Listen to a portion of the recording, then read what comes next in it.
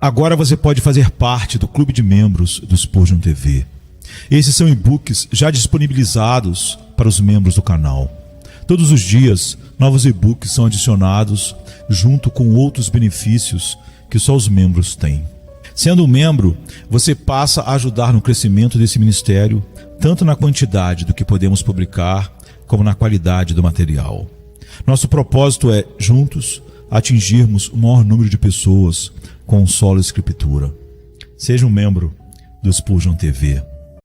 Sermão 1159, pregado na manhã de domingo, 22 de fevereiro de 1874, por Charles Haddon Spurgeon, no Tabernáculo Metropolitano, Newington, Londres, Inglaterra. Pois qual de vós, querendo edificar uma torre, não se assenta primeiro a calcular a despesa, para ver se tem com que acabar? Para que não aconteça que, depois de haver posto os alicerces, e não a podendo acabar, todos os que a virem comecem a escarnecer dele, dizendo: este homem começou a edificar e não pôde acabar. Lucas 14, 28 a 30.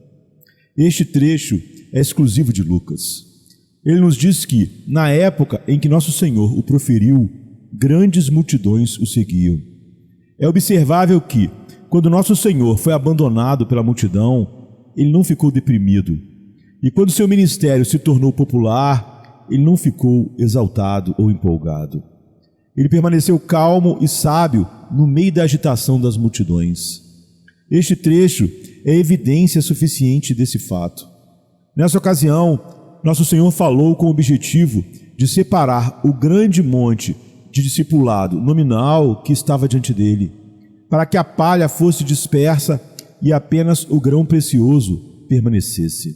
O discurso diante de nós nos lembra o processo de Gideão de diminuir aquele vasto, mas diversificado exército do qual o Senhor disse: o povo é demais, é numeroso demais para mim fazer o que quero. Depois de ordenar que os de coração frouxo se retirassem, ele trouxe os milhares restantes até o rio e ordenou que bebessem. E então ele apenas manteve para si aqueles que bebiam de uma maneira peculiar, o que indicava seu zelo, velocidade, energia e experiência. Nosso Senhor testou seus seguidores para que apenas aqueles que fossem adequados para a conquista do mundo permanecessem. Para carregar seu tesouro precioso, ele escolheria vasos que a graça divina e soberana tornara adequados para seu uso. O restante ele poderia dispensar. Nosso Senhor Jesus era muito mais sábio para se orgulhar do número de seus conversos. Ele se importava mais com a qualidade do que com a quantidade. Ele se alegrava com um pecador que se arrependia, mais 10.000 pecadores que apenas professavam ter se arrependido não lhe dariam nenhuma alegria. Seu coração ansiava pelo genuíno. Ele detestava o falso. Ele ansiava pela substância. A sombra não podia satisfazê-lo. Sua pá estava em sua mão para limpar completamente seu celeiro. E seu machado estava posto à raiz das árvores para derrubar as infrutíferas. Ele estava ansioso para deixar uma igreja viva como boa semente na terra, o mais livre possível de toda mistura. Portanto, nesta instância particular, alguém poderia até pensar que ele estava afastando as pessoas em vez de atraí-las para a sua liderança. Mas, na verdade, ele não estava fazendo nada disso. Ele compreendia muito bem que os homens, para serem verdadeiramente conquistados, devem ser conquistados pela verdade. Que o amor mais verdadeiro é sempre honesto e que o melhor discípulo não é aquele que se junta à classe do grande mestre às pressas e depois descobre que o aprendizado não é o que ele esperava, mas sim aquele que vem suspirando por exatamente o conhecimento que o professor está preparado para dar. Além disso, Nosso Senhor sabia o que às vezes podemos esquecer, que não há coração partido no mundo para o trabalhador piedoso como o que vem de esperanças desapontadas. Quando aqueles que disseram: Senhor, eu te seguirei para onde quer que tu vais, voltam às más maneiras, quando o calor do entusiasmo que gritou Hosana se transforma no cruel e frio grito: crucifica-o, crucifica-o, nada é mais prejudicial a uma igreja do que uma grande diluição com membros de coração morno, e nada é mais perigoso para as próprias pessoas do que permitir que elas assumam uma profissão falsa.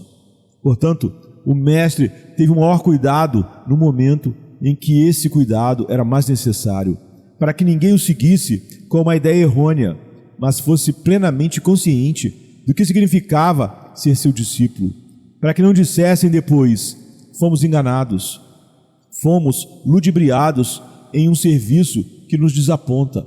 Ao contrário do sargento recrutador que apresenta todas as glórias do serviço militar em cores vibrantes para ganhar um recruta, o grande capitão da nossa salvação queria que seus seguidores levassem todas as coisas em consideração antes de lançar sua sorte com ele. Nosso texto pode ser igualmente apropriado e seu aviso pode ser tão necessário e salutar quanto quando o mestre o pronunciou pela primeira vez. Pois grandes multidões estão seguindo Cristo agora. Um avivamento aconteceu e agitou a maioria de vocês. Entre os aspirantes a discípulos, graças a Deus, há muitos a quem o Senhor mesmo chamou eficazmente, por cada um dos quais damos as mais sinceras graças.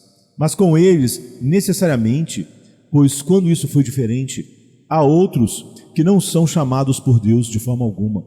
Eles são movidos pelo impulso natural de imitar os outros e agitados por sentimentos que não são menos passageiros quanto agora são intensos.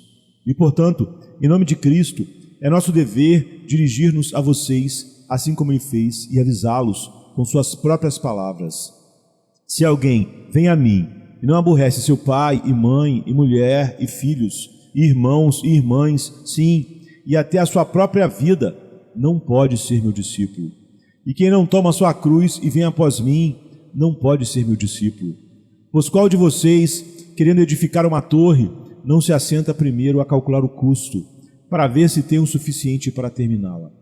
Para que não aconteça que, depois de ter lançado o alicerce e não poder terminá-la, todos os que a virem comecem a escarnecer dele, dizendo: este homem começou a construir e não pôde terminar. Primeiro, então, fica claro, a partir do nosso texto, que a verdadeira vida com Deus é dispendiosa. Longe de nós criar qualquer confusão de pensamento aqui. Os dons da graça de Deus não nos custam nada. Nem a sua salvação pode ser comprada com dinheiro, nem com mérito, nem por votos e penitências. Se alguém oferecesse todos os bens de sua casa pelo amor, seria de todo desprezado, como está em Cantares 8:7. O lema do Evangelho é sem dinheiro e sem preço, como está em Isaías 55:1. Pois somos justificados gratuitamente pela sua graça, mediante a redenção que há em Cristo Jesus, como está em Romanos 3:24. No entanto, apesar disso, se alguém quiser ser um cristão, isso lhe custará algo. Considere por um momento, aqui está um cego sentado à beira do caminho, pedindo esmola. Ele pede para que seus olhos sejam abertos. Isso lhe custará alguma coisa? Não. O Salvador não aceitaria todo o ouro do mundo pela cura. Ele abrirá livremente seus olhos, mas quando eles forem abertos, custará algo a esse cego. Obtendo sua visão, ele será chamado a cumprir os deveres de alguém que tem olhos. Não lhe será mais permitido sentar ali e pedir esmolas, ou, se tentar fazê-lo, perderá a simpatia que é concedida à cegueira. Agora que seus olhos estão abertos, ele deve usá-los e ganhar seu próprio pão. Isso lhe custará algo, pois agora ele estará consciente da escuridão da noite que ele não conhecia antes. E há tristes visões que ele agora deve contemplar, que nunca o entristeceram antes. Pois muitas vezes o que os olhos não veem, o coração não conhece. Um homem não pode adquirir uma faculdade sem algum gasto ou custo. Aquele que aumenta o conhecimento ou os meios de adquiri-lo aumenta tanto a tristeza quanto o dever. Pegue outro caso. Um homem pobre é subitamente feito príncipe. Isso lhe custará a renúncia de seus modos anteriores e o envolverá em novos deveres e cuidados. Um homem é colocado no caminho para o céu como um peregrino. Ele paga alguma coisa para entrar pelo portão estreito? Ele não paga. A graça livre o chama soberanamente e o admite ao caminho sagrado. Mas quando esse homem é colocado no caminho para o céu, isso lhe custará algo. Como é bem mostrado no livro O Peregrino, de John Bunyan, custará a ele empenho para passar no portão estreito e suor para subir a colina da dificuldade. Custará a ele lágrimas para encontrar seu rolo novamente quando o perdeu no ardor da comodidade. Custará a ele grande cuidado ao descer o vale da humilhação. Custará a ele resistência até o sangue quando ele enfrentar Apolion em conflito. Custará a ele muitos medos quando ele tiver que atravessar o vale da sombra da morte. Pode custar-lhe a vida quando ele chegar à feira da vaidade. Se, como fiel, ele for chamado a testemunhar na estaca, na fogueira. A verdadeira vida é um dom soberano de Deus. É o presente de Deus. E não há nada que possamos fazer para comprá-la. Mas, ao mesmo tempo, se a recebermos, certas consequências decorrerão dela. E devemos considerar se seremos capazes de suportá-las.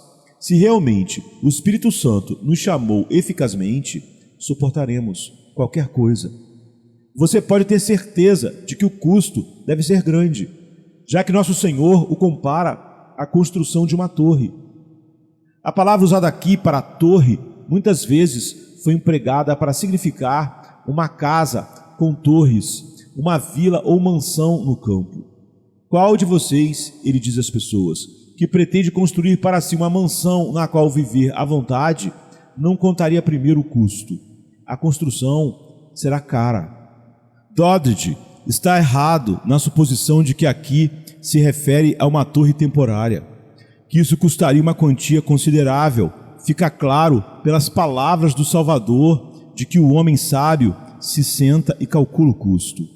Ele não simplesmente se levanta e passa a mão pela testa e diz: esta torre me custará tantas centenas de libras. Como será uma construção elaborada, um edifício quase palaciano? Ele se senta como um comerciante em sua mesa e considera cuidadosamente o empreendimento. Ele consulta o arquiteto e o pedreiro e calcula qual será o custo das paredes exteriores, do telhado, dos acabamentos interiores e assim por diante. Ele não faz uma estimativa grosseira, mas conta o custo como os homens contam o seu ouro. Evidentemente, é um assunto importante para ele, e assim é a verdadeira vida cristã.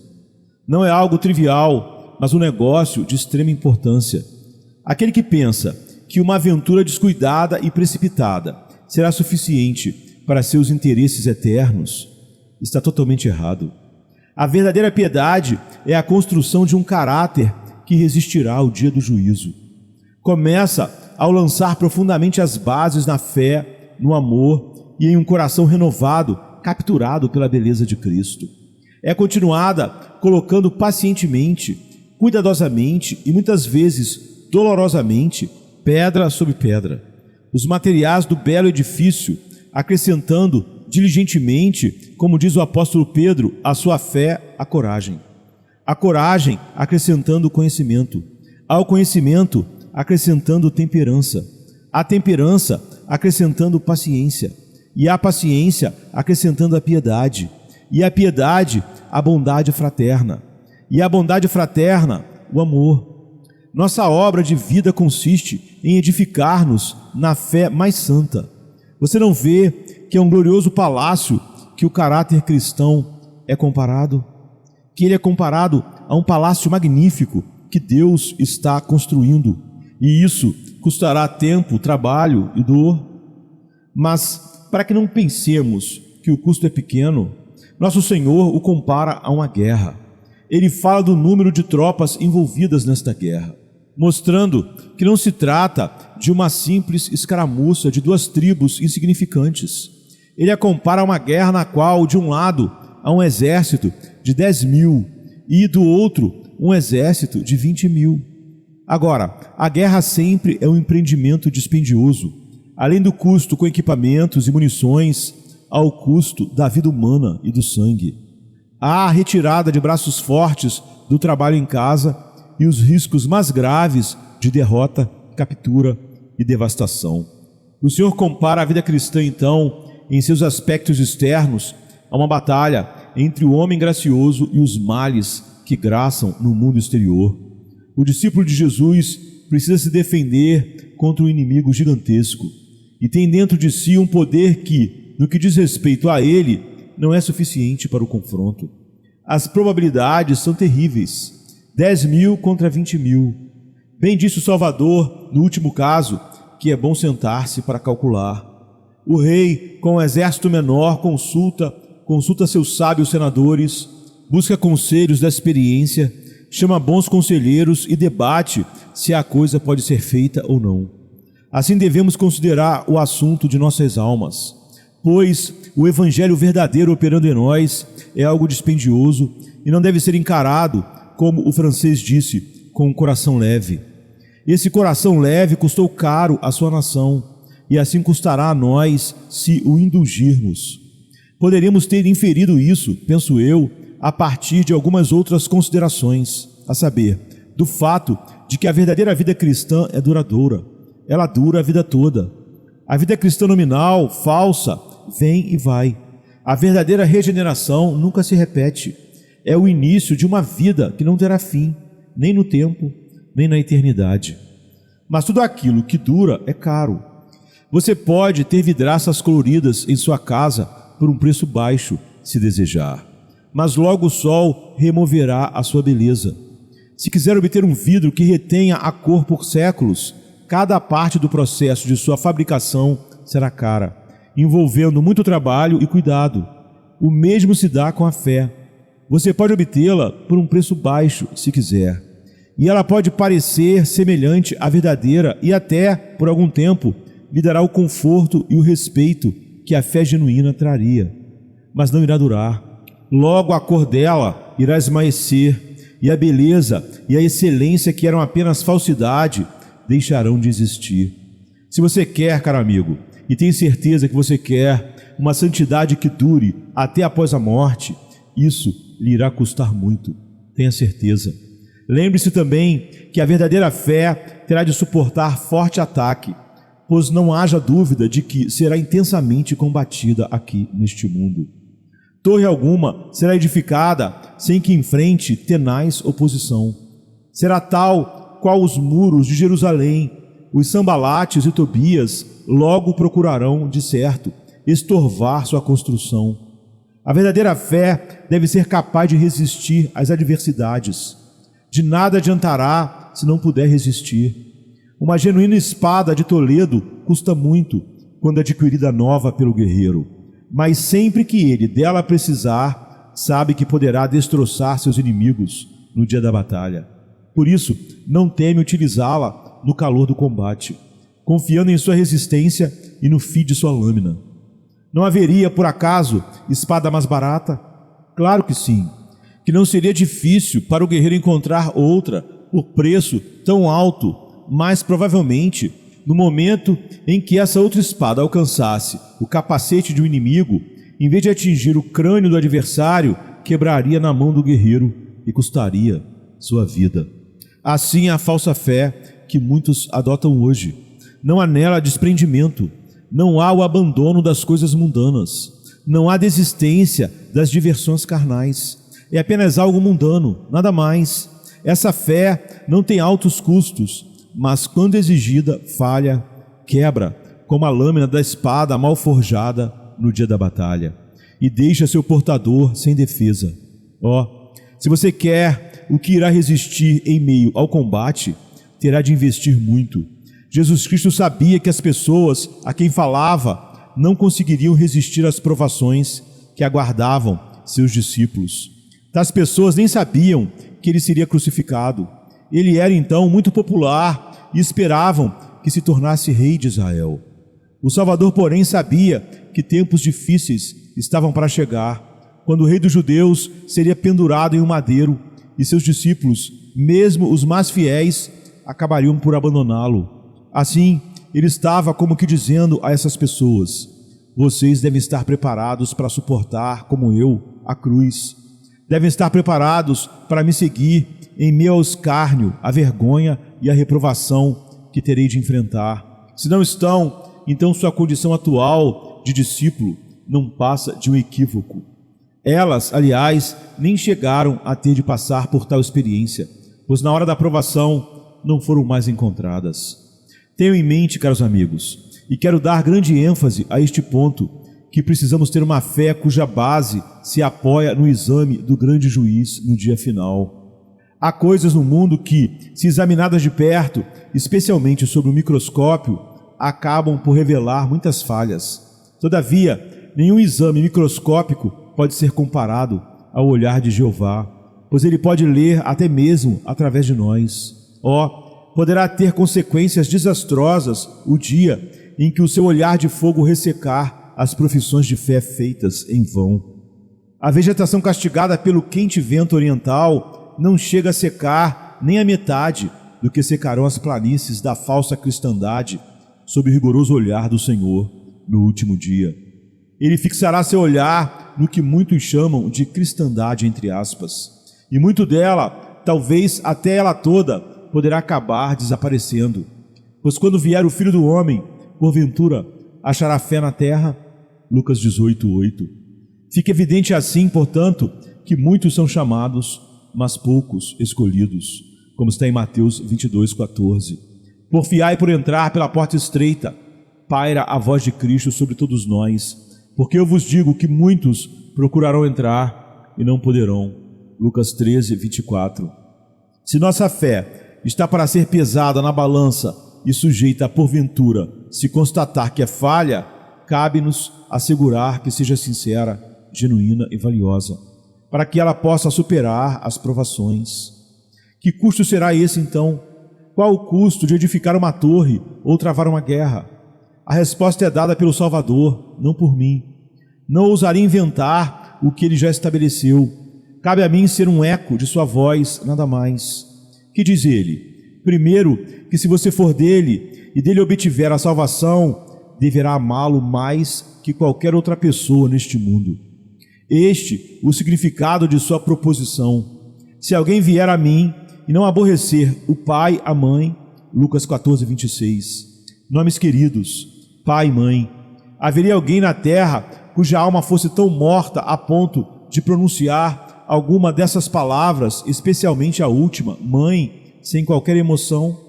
Eis um nome muito caro para nós, irmãos. Um nome que faz ouvir um som que nos toca o coração. No entanto, bem mais poderoso é o nome do Salvador, o nome de Jesus. Pai e mãe devem ser amados, mas muito menos amados que Jesus. O Senhor reivindica nossa preferência em detrimento também do amado marido e da esposa. Aqui tocamos em outra palavra crucial. Cara é a palavra marido, estimada é a palavra esposa, companheiros de nossa existência, conforto de nossas tristezas, marido, esposa. Nenhum dos dois, porém, deverá tomar o lugar espiritual principal, devendo sentar-se igualmente aos pés de Jesus. Também nossos filhos, nossos queridíssimos rebentos, que se aninham em nosso peito e que se põem aos nossos pés e pronunciam o nome mamãe, papai, como que melodiosamente. Nem mesmo eles devem ser primórdio do nosso amor perante Deus. Não devem se interpor entre nós e o Salvador, e tampouco em favor deles. Mesmo para dar a eles prazer ou ajudá-los, podemos em nada deixar de honrar o Senhor como o primeiro em todos os nossos afetos, todas as nossas prioridades.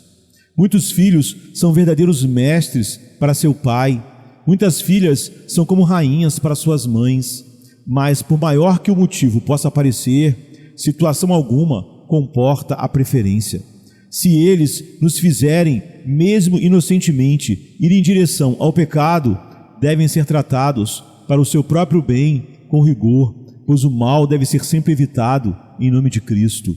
Enfim, se você se considera discípulo de Cristo, o Senhor deve vir sempre em primeiro lugar em sua vida, em seus afetos, em seu amor, em seu tudo. E mãe, pai, esposa, filhos, irmãos e irmãs devem vir depois, na ordem adequada. Temo que muitos supostos crentes, falsos professos, não estejam preparados para isso. Seriam cristãos verdadeiros se suas famílias aprovassem tudo o que precisam fazer em nome de Cristo e por Cristo. Preferem consultar seus irmãos, a mãe, o pai, o marido, a esposa, pois só renunciariam aos prazeres se os outros também renunciassem. Mas não têm coragem de parecer diferentes, nem se opõem aos preconceitos dos parentes. Dizem como desculpa: meu pai não quer e não posso dizer a ele que está errado. Minha mãe diz que não devemos ser tão puritanos. E por mais que minha consciência diga que pode estar errada, prefiro fazer a vontade dela. Outros ainda dizem: minhas meninas estão crescendo e devem ter suas diversões, e os meus garotos devem ter sua parte de prazer, portanto, fecharei os olhos para o que dizem ser pecado. Ah, irmão, não pode ser assim se você é, de fato, discípulo de Cristo. Sei que você não quer perder seus entes queridos, mas há situações em que eles têm necessariamente que ser relegados justamente para que você não tenha de abandonar Jesus. Pois diz a palavra: ouve, filha, e olha, e inclina teus ouvidos, esquece-te de teu povo e da casa do teu pai. Então o rei se afeiçoará à tua formosura. Ele é o teu Senhor, presta-lhe, pois, homenagem. Salmo 45, 10 e 11. Veja bem, a melhor forma de você provar que tem amor pelos seus entes queridos é decidindo-se sempre pelo certo, pois estará com isso muito mais perto de ganhar sua alma. Ame-os impulsivamente e você acabará tendo de tolerar o que há de errado neles. Ame-os pura e verdadeiramente e acabará por não querer neles aquilo que poderá realmente feri-los e arruiná-los. Você deve estar preparado para sofrer por aqueles que estão ligados a você pelos mais afetuosos laços. Nesse caso, o pecado não pode e não deve ser tolerado, aconteça o que acontecer. Não podemos fazer concessões com o pecado em nossas vidas. Nossa determinação deve ser inabalável. Venha como consequência o amor ou venha o ódio. Devemos simplesmente seguir Cristo. Num próximo passo, devemos relegar a própria vida material. Acho que sei de muitos aqui que prefeririam, no caso, relegar pai e mãe, ou filhos, ou marido, ou esposa, em vez de ter que relegar a própria existência. No entanto, tal é a exigência do Senhor. Isso significa relegar o que quer que se coloque como entrave no caminho para a glória de Cristo em mim. Seja meu sucesso, meu dinheiro, meu próprio prazer, meus próprios ganhos, minha reputação, até mesmo minha própria vida. De fato, devo reconhecer que não sou tão importante assim que me deva permitir colocar a mim mesmo como estorvo no meu próprio caminho para viver para a glória de Cristo. Devo considerar pai, mãe, irmão, irmã e até eu mesmo como adversários se fizerem oposição ao Senhor Jesus e à sua vontade divina. Devo amá-los e desejar o bem deles, tanto quanto o meu próprio bem, mas não desejar bem algum para eles ou para mim à custa do pecado e de usurpar a glória do Senhor Jesus. Até porque isso não é desejar o bem nem para si mesmo nem para os outros, mas o mal. No tocante à minha própria pessoa, ao detectar algo em mim que se oponha a Jesus, deverei imediatamente repudiá-lo ou relegá-lo. Tenho de mortificar a carne com seus desejos e paixões, negando a mim mesmo toda e qualquer coisa que magoaria o Salvador, ou não estarei em perfeita conformidade com Ele, nem vivendo para a sua glória. O Salvador nos diz ainda que, para o seguirmos, temos de levar nossa própria cruz. Quem não toma a sua cruz e não me segue, não pode ser meu discípulo. Lucas 14, 27. Por vezes, essa cruz poderá consistir na tarefa de confessar nossa fé diante de opositores. Ah, diz o coração intimidado, se eu agir assim, colocarei todos os meus amigos contra mim. Assuma sua cruz, pois isso faz parte do custo de ser um discípulo verdadeiro.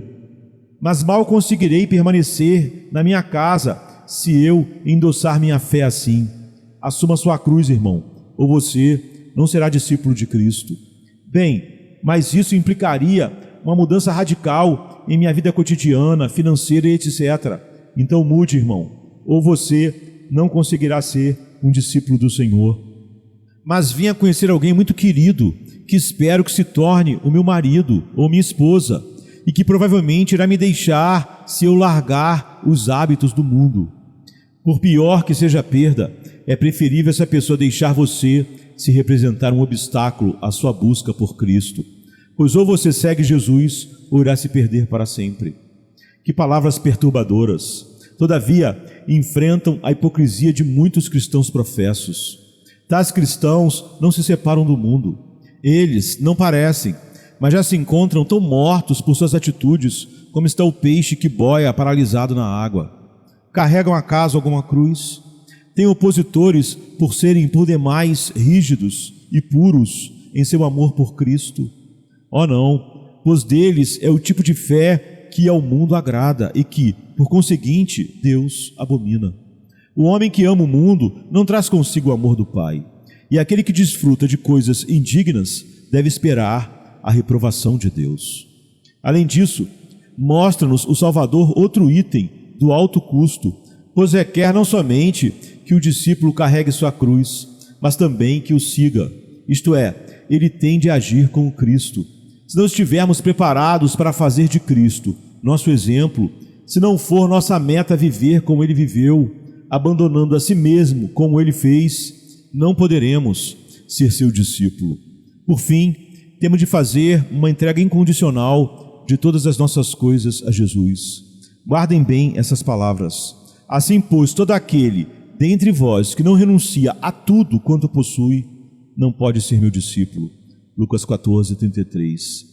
Pode acontecer de você ser perseguido por ser cristão e ter de desistir de tudo. Você deve estar preparado para isso.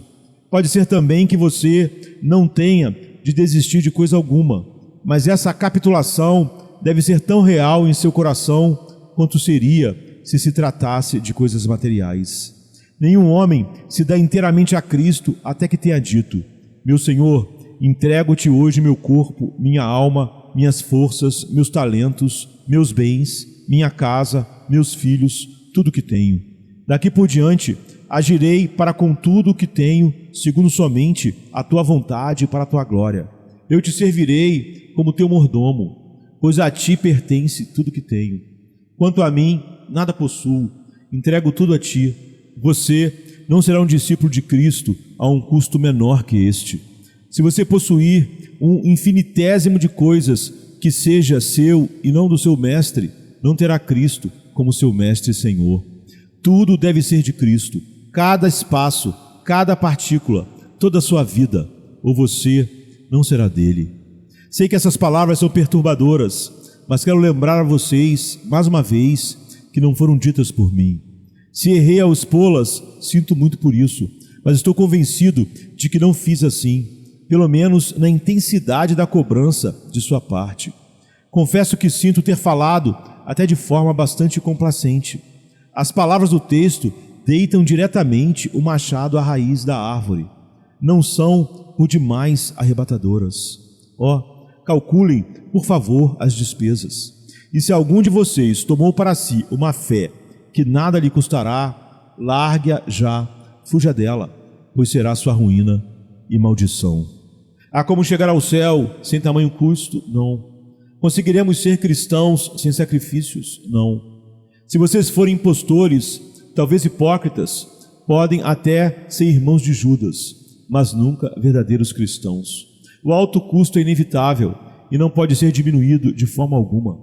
Permita a Deus que você possa se submeter a Ele e que com alegria você possa falar como Paulo: perdi todas as coisas por amor a Cristo e as considero esterco para que possa conhecê-lo. O segundo ponto é este: a sabedoria sugere que devemos calcular o custo. Você sente que gostaria de ser um cristão. Querido amigo, dê-me sua mão. Fico feliz por você ter tal desejo. Mas enquanto seguro sua mão e gostaria de atraí-lo para Cristo, olho em seu rosto e digo: você sabe o que deseja? Você tem certeza do que deseja? Há homens deitados em leitos de doença que clamam por ajuda, mas quando se recuperam e têm que sair e lutar contra o mundo, pode chegar um momento em que dirão: eu preferiria estar de novo na cama de doença. Eu não gostaria que chegasse o momento em que qualquer um de vocês dissesse: eu me juntei à igreja, mas foi um erro. Eu não avaliei a situação corretamente. Agora estou nisso e lamento estar, pois não deveria estar onde estou. Se for honesto, você deveria abandonar sua profissão, se esse for o caso. Se você não tem a graça divina, espero que tenha o suficiente de honestidade comum para não se apegar a uma mentira prática. Eu ficaria de fato muito triste se isso acontecesse. E, portanto, esta manhã eu lhe peço, calcule o custo. Pois observe, se você não calcular o custo, não será capaz de cumprir suas resoluções. É uma grande construção, é uma guerra.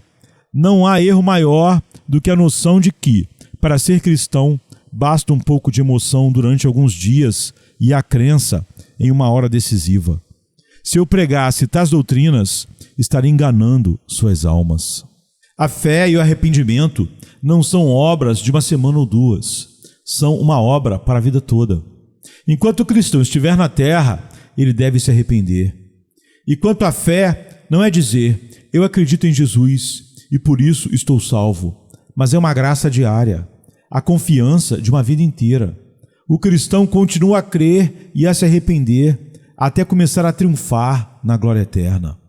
Além disso, a fé é continuamente produtiva de resultados santificadores na vida do crente. Caso contrário, ele não possui a fé correta. Aquele que crê em Jesus Cristo está salvo, mas se existisse tal coisa como uma fé temporária, também existiria uma salvação temporária. Aquele que verdadeiramente se arrepende do pecado é um homem renovado. Mas se o arrependimento do pecado fosse apenas algo passageiro e logo acabasse, a vida que ele indicava também teria acabado. Você não deve se contentar com uma religião falsa e passageira. Você está começando a construir uma torre cuja pedra superior nunca será colocada até que você seja levado ao céu. E está começando uma guerra que nunca terminará até que você troque a espada pelo ramo de palmeira. Lembre-se também de que fracassar nessa grande empreitada envolverá uma terrível derrota, pois o que nosso Senhor diz? Ele diz que não ser capaz de terminar exporá você ao escárnio. Peço que observe a forma desse escárnio. Todos os que passarem começarão a zombar dele, dizendo um ao outro, pois essa é a força da expressão. Este homem começou a construir, mas não foi capaz de terminar. Nosso Senhor não os representa como dizendo ao construtor insensato, você começou a construir e não foi capaz de terminar, mas como falando sobre ele como uma terceira pessoa, este homem. Agora, cristãos de coração dividido, homens religiosos de coração dividido podem não ser zombados nas ruas públicas em seus rostos, mas são alvos comuns de escárnios às suas costas. Vocês, falsos professantes, cristãos nominais, são universalmente desprezados. Os mundanos dizem rindo, esses são bons exemplares de membros da igreja. O mundo olha para uma igreja mundana com o mais cruel desdém e, de minha parte, pouco se me dá que tamanha zombaria seja feita daqueles que de fato a merecem. O mero fingimento em ser discípulo de Cristo merece receber todo o escárnio, tanto no tempo presente quanto na eternidade. E tal será o destino desses falsos professos. Se você pretende ser cristão, se está convencido de que é a coisa certa, decida-se corretamente. Pois então, mesmo que os homens não o elogiem face a face, pelo menos verão sua honra. E mesmo aqueles que o detestam terão de reconhecer seu valor. Se você for crente apenas em parte e não totalmente, as mesmas pessoas mostrarão seu desprezo e, em sua ausência, abusarão do sarcasmo, preferindo dar mais atenção a alguém abertamente mundano do que a você, pois essa pessoa é o que diz ser e não finge, enquanto você começou a construir uma torre e não terminou. Que terrível exemplo o do cristão fingido! Sabemos de exemplos de grandes construções iniciadas e abandonadas por especuladores, obras que a comunidade apelidou de insensatez do Smith, ou loucura do Brown, ou tolice do Robinson, entre outras. Estes são exemplos apenas passageiros de escárnio. Todavia, o fingido, o homem que, em aparência, procura se parecer com um cristão, mas quebra seu voto, este será fonte de riso até mesmo quando já estiver perdido no inferno. Rirá o bêbado. E você? Também acabou parando aqui?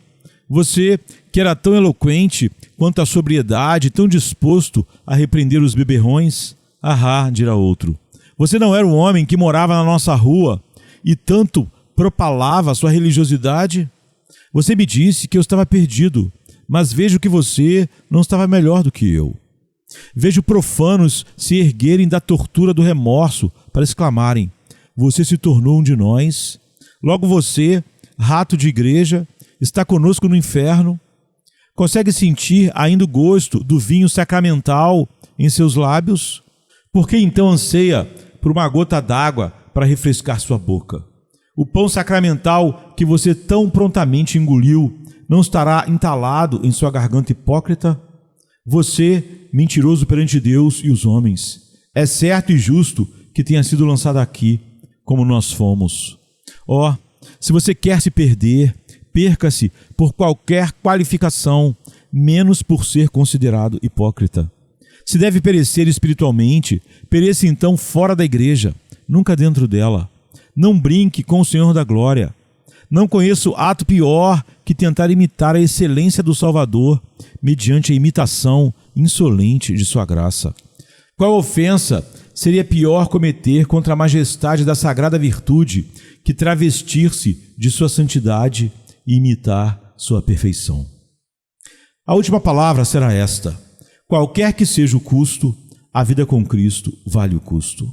Somos como um homem com a peste negra sobre ele que sabe que está morrendo. E ali está um remédio que o curará. Médico, diz ele, você pede um preço tão alto que cada gota me custará um diamante. Você está exigindo mais do que o seu peso em pérolas escolhidas. Mas não importa, eu preciso tê-lo. Se eu não tiver, estou morto. E então, de que adiantará para mim ter guardado o meu ouro? É o caso de cada um de nós aqui presente.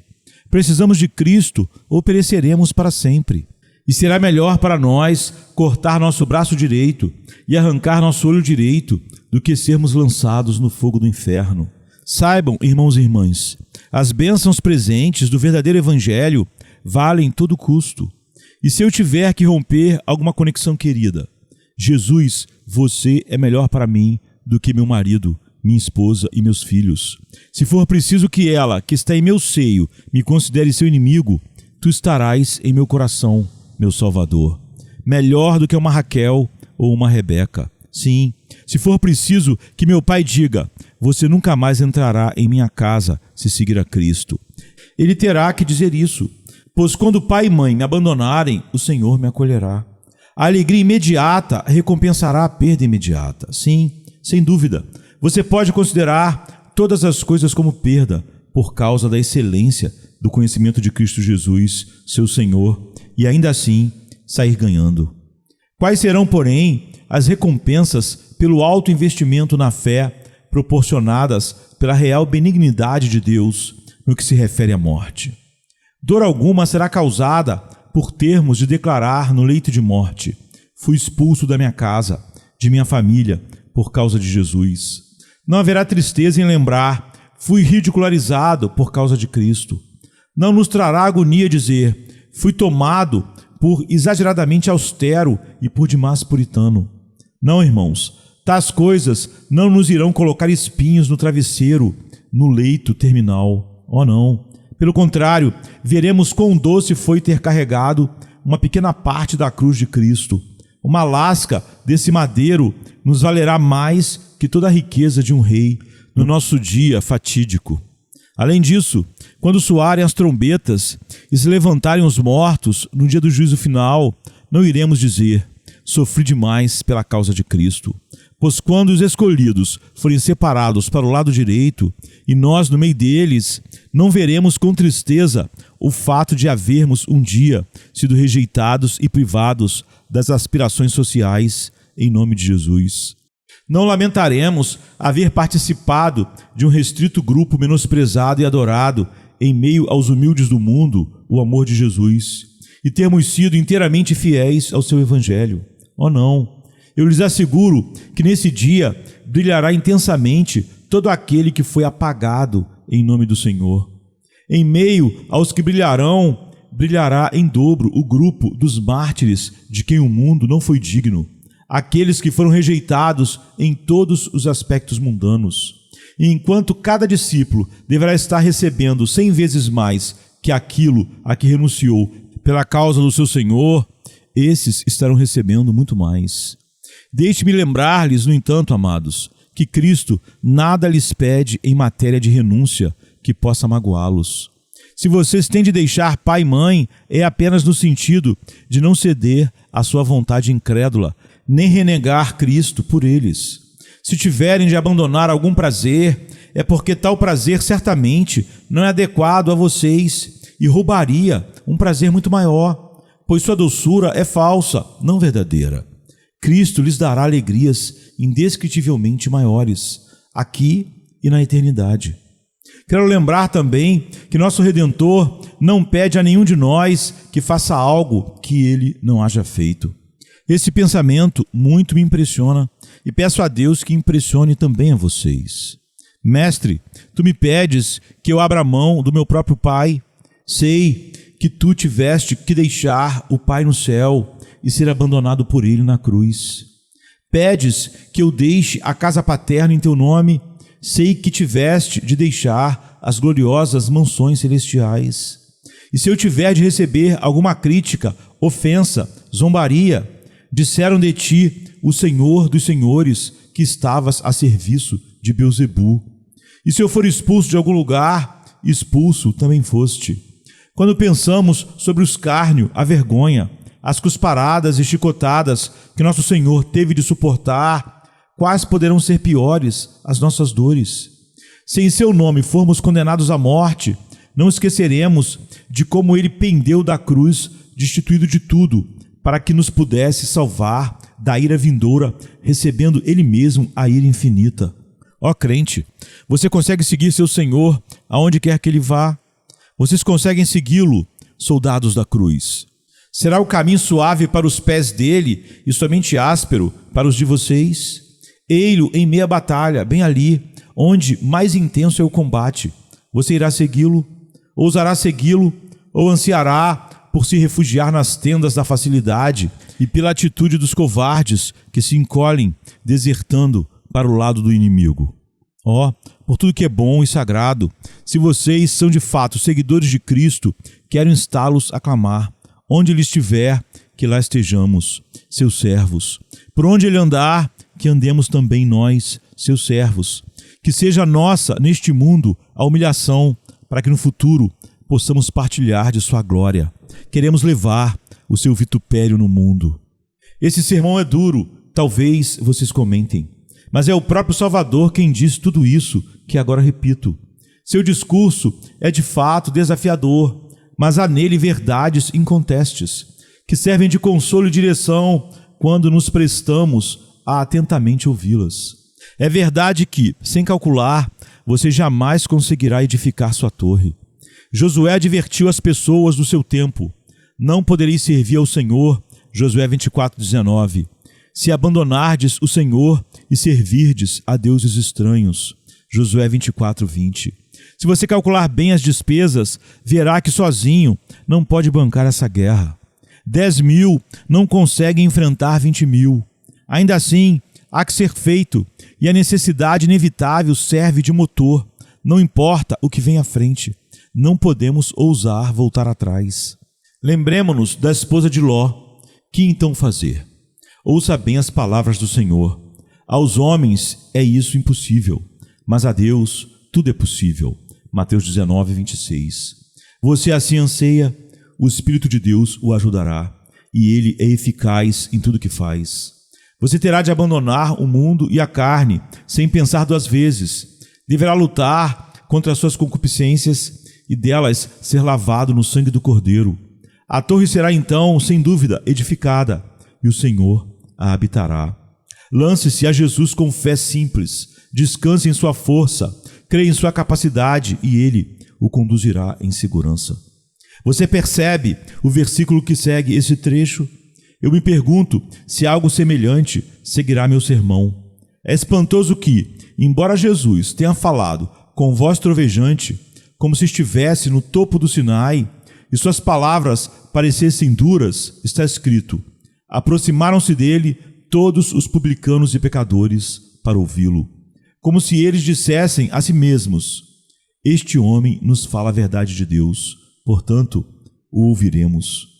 E então ele começou a contar a eles as preciosas verdades de sua graça livre, agindo da mesma forma que o agricultor que coloca o arado e vira o solo. Quando ele vê os torrões se quebrando na terra arada, então ele espalha a semente dourada, mas não antes disso. Ouçam todos vocês que desejam ter Cristo, venham e o tenham. Vocês que desejam a salvação, aceitem-na como o presente de sua graça soberana. Mas não a recebam sob erro de compreensão. Entendam o que é significado por ela. A salvação não é apenas livramento do inferno, é livramento do pecado. Não é apenas o resgate dos homens do sofrimento eterno, é a redenção deles dos caminhos vãos e perversos deste mundo. Não pode ser dividida. É uma veste sem costura, tecida do alto até embaixo. Se você quer a justificação, você deve ter a santificação. Se você quer o perdão, você deve ter a santidade. Se você quer ser um com Cristo, você deve ser separado dos pecadores. Se você quer andar nas ruas de ouro acima, você deve andar no caminho da santidade abaixo. Deus conceda a você o seu Espírito Santo para capacitá-lo a fazê-lo, e a Ele seja o louvor para sempre. Amém. Venha, se cansado estás, e eu descanso darei.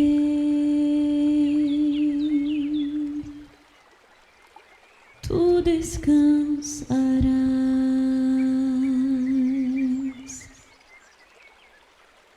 Venha a mim, se não tens paz, e eu darei paz sem fim. Terás paz sem fim. O meu jugo é leve, o meu fardo graça dá. Tome tua cruz, te darei a paz.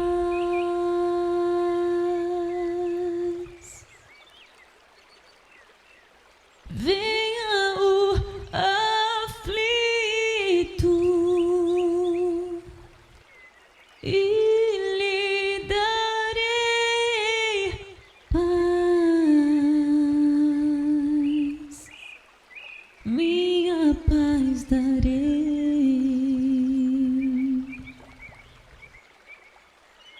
Venha a mim na dor sem fim, e eu darei paz, darei minha paz. Acalmar tuas águas e falar ao coração. Tome meu fardo, te darei a paz.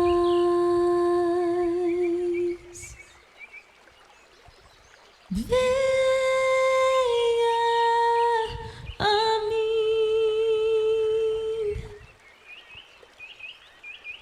Venha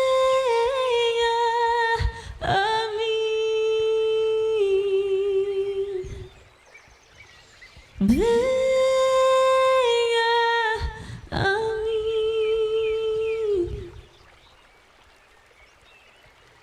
A minha graça te chama,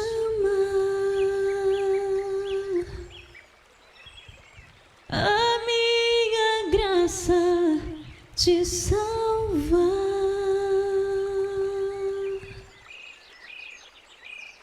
Vem a mim se triste estás, minha alegria terás, alegria e paz.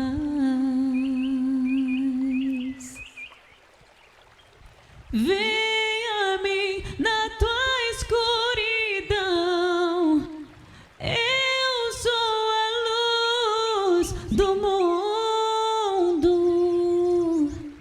sou a tua luz.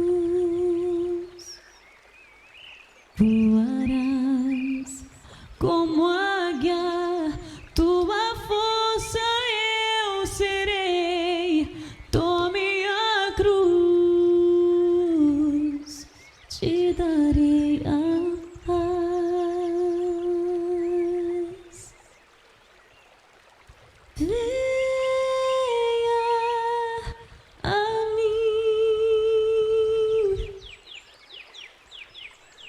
mim.